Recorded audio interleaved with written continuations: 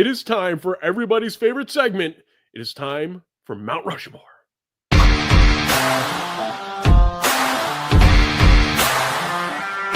All right, David, this week we have the Mount Rushmore of the Tampa Bay Rays.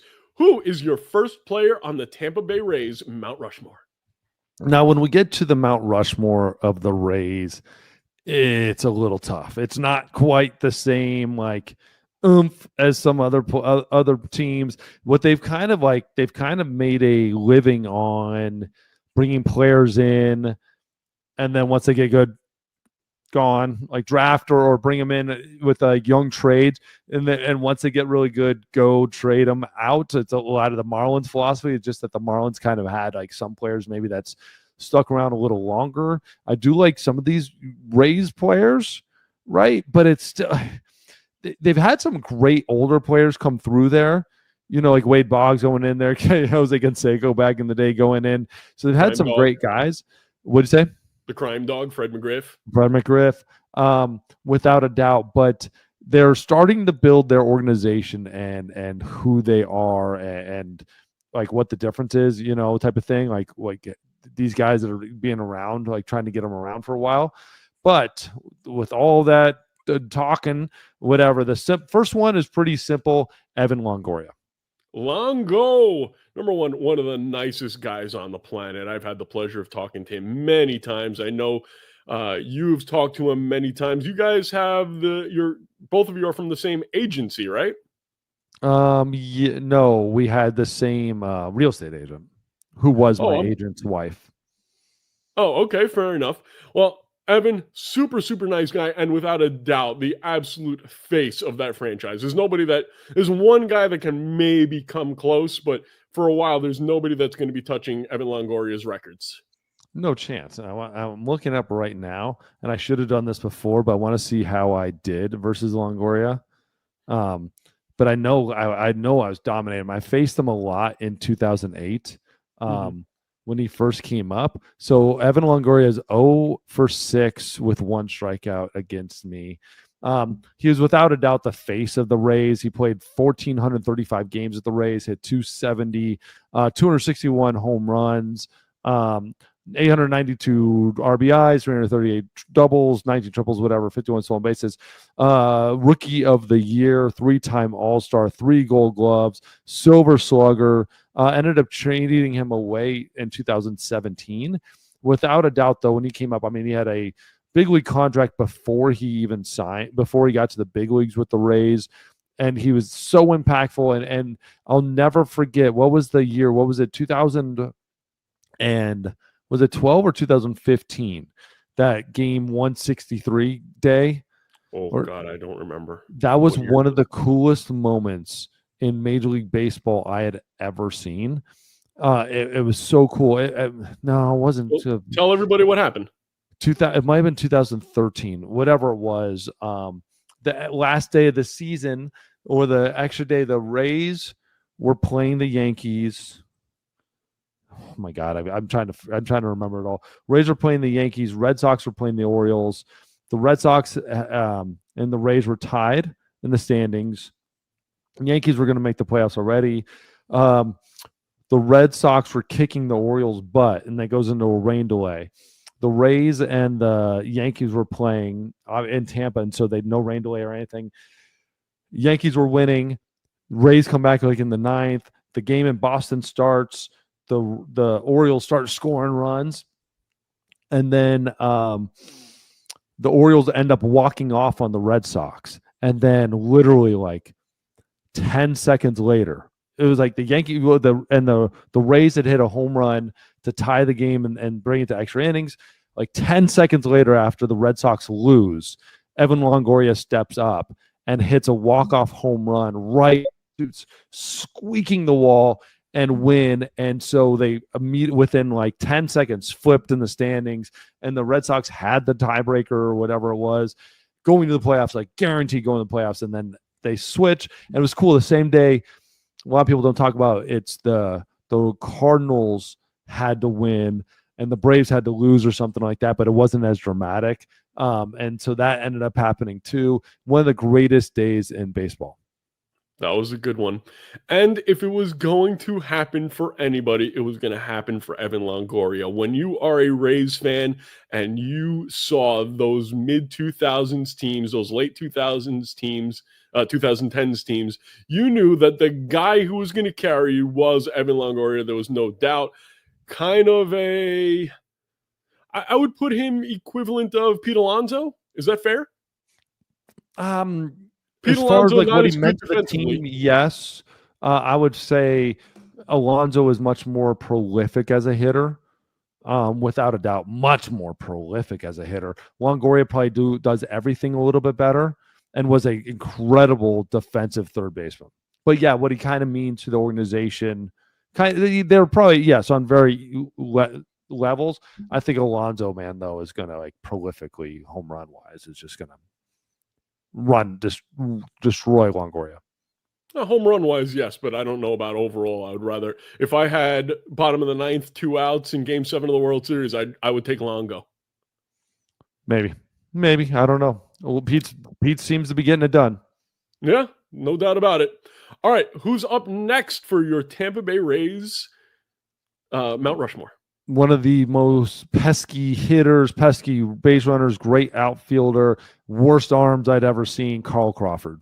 Carl Crawford. I mean, that dude, if you were a fantasy baseball player back in the day, Carl Crawford is the guy you want. Triples, stolen bases, home runs, can do a little bit of everything. He is that 5 category guy that you want in fantasy sports. Kind of went all over in the very end of his career. He was with the Red Sox, the Dodgers. Yeah. Never was nearly as good, but he got his money. So good for you, Carl Crawford. You deserved it.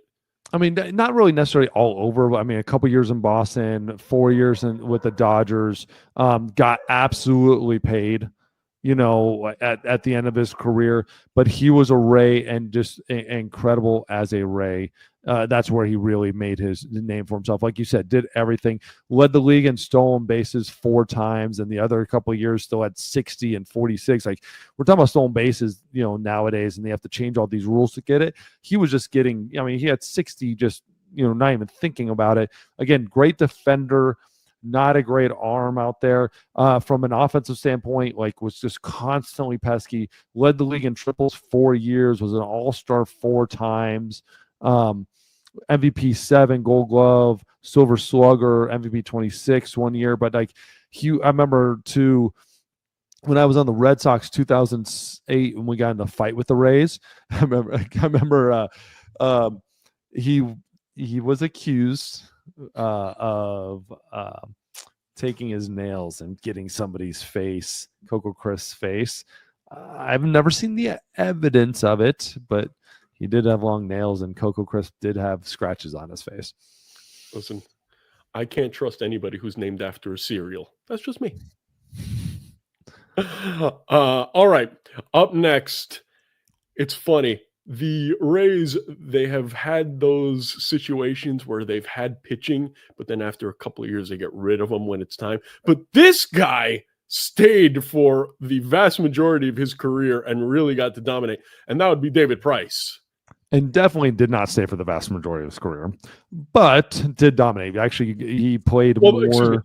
The vast majority more years gone. The vast majority of his dominant years. Yes. Forgive me. Thank you. Because the moment he left, he was never quite the same. He had a great year in 2015 with the Detroit Tigers, where he was Cy Young #2. But outside of that, never quite had the same magic that he had with the Rays. I remember he came up in 2008. Came up at the very end of the year. They were bringing him out of the bullpen. He made 1 start, but they were bringing him out of the bullpen. 14 innings pitched that year, and 5 games and only 1 start. He came out in the ALCS and just dominated us. Yep. With the Red Sox. There was nothing we could do. Evan Longoria came up earlier that year, and then he came up at the end and was absolutely dominant. He hit in his 3rd year, like 2nd full season, he was an all-star, Cy Young #2. He was an all-star. He was Cy Young #1. He won the Cy Young 2012, MVP #12, like a Cy Young #6, Cy Young #2. I mean, this dude was so dominant. And it just sucks because he's also like one of the nicest guys you could ever play with, play against. Like you kind of like it's weird because he got a bad reputation a little bit with Boston, and none of it was actually like meant. Like none of it was earned by him. It was almost like there was a bad contract and they didn't want to. They kind of wanted to make him look bad versus like actually being a bad guy. He just wasn't pitching the way he was in the past and what you were expecting to get. And that just kind of sucked because like he's a guy that could have been one of the best in the game. It still had 157 wins, 82 losses, like a 657 winning percentage as a pitcher, which is incredible. It just wasn't the career it could have been. The Hall of Very Good. Didn't he have some drama in Boston with Eckersley? There was something. Eckersley was talking crap about a bunch of the players. A lot of the players weren't happy with it. And then Eckersley on a flight, they were drunk or something like that. And him and Price sort of mouthing off to each other. Eckersley is an absolute legend in this game. One of the greatest pitchers, relievers, starters. It doesn't matter. Like one of the greatest starters, one of the greatest relievers. Eckersley did everything. He was John Smoltz before Smoltz. Yes, Smoltz did it out of like necessity with his arm injury and all that stuff. Eck also was running his mouth. Yep. And Price was a guy that was a stand-up guy, stand-up teammate, and stood up for his teammates and stood up for himself. And it was deserved, and he needed to. It's just when you're not pitching well, you don't get to talk to media. And when you talk trash to media and you're not playing well and you're the new guy in town and you're much better for your opponent, they got to turn around a lot on him. But I think at the end of the day, David Price won that battle. And at the end of the day, the people that, how can we put this? The people that matter in crafting public opinion, which is the writers, happen to love David Price. So he was kind of almost Teflon, even with the stuff in Boston. You know, the writers would always really. I'm sorry? They tried hard to make him look bad. Yeah, but even with all of that, people knew how good of a dude David Price was, so it kind of went away. Like you mentioned it, I totally forgot about that because I have nothing but good thoughts about David Price because I was in the media and I heard his reputation. I never spoke to him, but everybody that I spoke to just told me what a good dude he was. Without a doubt. And incredible guy, stand-up man. Like, I had never played with him, and I remember meeting him once, and he treated me like as if like we were teammates. I'd already always heard that about him. Yep. All right. The final guy on your Mount Rushmore is Ben Zobrist. Tell me a little bit about Ben Zobrist.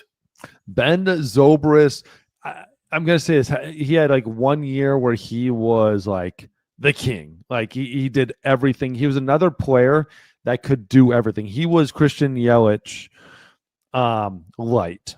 He was like Christian Yelich was up here, and he was like almost like Christian Yelich. Oh my God, who was the outfielder for the Indians back in the day that was like everything, could do everything? Anyways, you know what I'm talking exactly what you're talking about, and I love the coffee cup guy. Yeah. Anyway, so he was like Christian Yelich light. He was an absolute like hero for some of these Rays teams. He was always the guy that was at the plate in the big moment, right before the big moment, or he was the big moment that tied the game, and then Evan Longoria like stepped up for it. And like he had some incredible years at the end with the Cubs too, where he was like the dude. He had the Royals too, played really well. He was a guy that could do everything all around the field, played great defense, played great offense. Like he could steal bases, he could hit doubles, hit home runs if he had to. It was never over 20, but it always seemed like, or 27, but it was always like the big moment was there. And so Ben Zobrist, without a doubt, I think when you're talking about like players in the Rays fans' hearts, he's probably there, and he would have been even more in the Rays' hearts if he hadn't had those like those moments in Chicago, where that kind of stepped up for some of those Cub fans. But go through the numbers, almost over 1,000 games with the Rays, 264, 114 RBIs, 500 RBIs, 114 home runs, but just did everything. Ben Zobrist is what Jeff McNeil really wants to be. Yes. More than anything. And Ben Zobrist was the player that if you're close, he's the guy to bring in to get you over the top. He was there with the Cubs. He was there with the Rays. Like, he is that guy. You're right on the precipice of a championship team. You grab yourself some Ben Zobrist. We were talking earlier about the Yankees and how they have so many players they that could use them. He would be playing. He would be pitching now. He'd be on first base. He'd be everywhere. And and here's the thing is, like, he wasn't just that guy that can get the job done. He was the guy his floor was always high too. Yes. Like, so whenever he wasn't good, he was still good. And like his not good was still good. His great was really good. Yeah. He was never like the best in the game, but he was always able to be right in there. And he just had the mentality. He was Johnny on the spot. He was like playing like there was always a defensive gem or that base hit that tied the ball game. He was always the guy that was there. And like you said, like, he would change that Yankees lineup. Oh my God, he would change that lineup. They need some sort of an award in baseball because a guy like Zobrist is super valuable. He's like the most valuable type of guy you can have, right? He's the sixth man award, where they need a Johnny on the spot award. Yeah, Johnny on the spot. I would say even better than six man because he's there. He's the glue.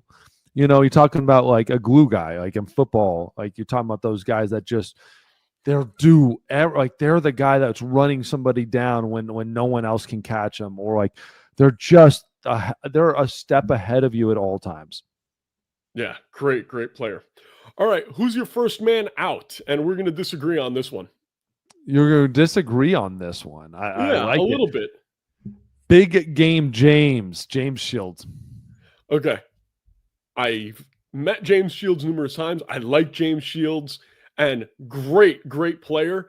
But I don't know why when I think about the Rays and their success, I was waiting to see a BJ Melvin Upton somewhere on this list, because when he was great, he was was that piece that really put them over the top in addition to Zobrist and got them to that World Series that they made.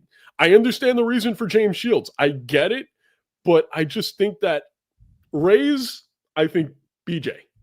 BJ Upton, the thing about BJ Upton, he was never the pan. He was a flash in the pan at a time when it was like, good for you. Like, great. Awesome. And then he's out. Yeah. James Shields was the dude that kept this pitching staff together. He was the glue. He was an ace. And he was an ace like every single, like, big game James. That's why you had him. There was something about having to face James Shields in Tampa that you wanted nothing to do with. BJ was always wonderful. Like, there's nothing I'm going to say bad about BJ Upton as a Ray. There was a difference with James Shields. He was a legitimate, bona fide ace taking that ball that you just step back and like, God. And like, he had a propensity to be big moments, and you don't get that nickname for nothing. And in Rays history, in like their changing of who they were to who they wanted to be, he was the dude that was there. He was the man, and he had the ball every single day with just this little smirk on his face that you just wanted to slap off. But he was just going to shove it up your guys' team. 16 here, let's go through this. 19 complete games when he was there with 8 shutouts. He played 1,400 innings, a 1-2 whip. He won 87 games as a Ray. Took the field every single day, was always huge, was all-star, and then he was also a big part of them continuing going forward through trade. So he was there in the lean times in 06, 07, and he was taking the ball as their ace in 08 when everything changed and went to the World Series, and then 9, 10, 11, 12, he ended up getting traded. I guess I don't pay attention to him as much because, I've been known as Big Game James. So for me, he was just like the third in the line of Big Game Jameses. It was me, James Worthy, and then James Shields. So maybe that's why I look at BJ more. All right. And finally, the guy who's on the team now, who could make the Mount Rushmore. You did this before the season. I will Before the allow season, you. things have changed, and I would, oh, I. So I'm going to let you go with this one. I'm going to say this. So my guy right now, Shane McClanahan, again, hit the ground running as good as anybody has ever done it. Incredible stuff. Incredible pitcher. Rookie of the year, number 7. Cy Young, number 6 on his sophomore year, the way he followed it up. All-star in 2023. Then obviously had the elbow injury. Like, he was 11-2 in 2023. Like, on his way to just having a monster career. And then elbow. He had Tommy John in college at South Florida. I actually remember I went to South Florida with our GM, assistant GM, and pitching guru, and went with the Rays and with the Blue Jays, and went and watched him. I personally interviewed him for an hour, a one-on-one session. I was incredibly blown away by him. But the first thing I said is he's going to be great for a couple of years and blow his elbow out. And that's exactly what he did. I remember that was my write-up. And it's kind of hard to write that, knowing that everyone's going to read it. But you said, like, he's going to be great and he's going to get hurt. But so here's what it is for me. When he comes back, he's going to be dominant. And if he's as dominant as he was before, he's going to be the greatest pitcher in Rays history. If he's even close to as dominant as he was before, because like David Price won the Cy Young. McClanahan, what did I tell you, was number 2 or number 6 or whatever his sophomore year, or 3. I mean, like, these things that he was on the trajectory. It's just injury. Is he going to be able to get past that? And then are they going to be able to sign him? Because if he gets past that, he's going to be worth too much, yada, yada, yada. So to go to what you're talking about, which is one of the most exciting players in all of baseball, the fastest player in all of baseball, this kid is on another level. I think there's 2 players to talk about. Chandler Simpson is on another level on speed and excitability. And then you got Junior Caminero, and like, dude, like what this guy is doing and how he's doing it. I remember I made a big deal out of his home run down in the Dominican for the Winter League. That is how you excite and put energy into a fan base. The dude has 34 home runs this year. He is not going to catch Cal Raleigh, but he's going to be really close behind him. And like, he is one of the most exciting, best players in all of the game. Chandler Simpson's hitting 302 and has 33 stolen bases and is a beast on the base path. There's a lot of things to like about these 2 guys. If Shane McClanahan comes back and is healthy, he won't make it because I don't think he'll stay here.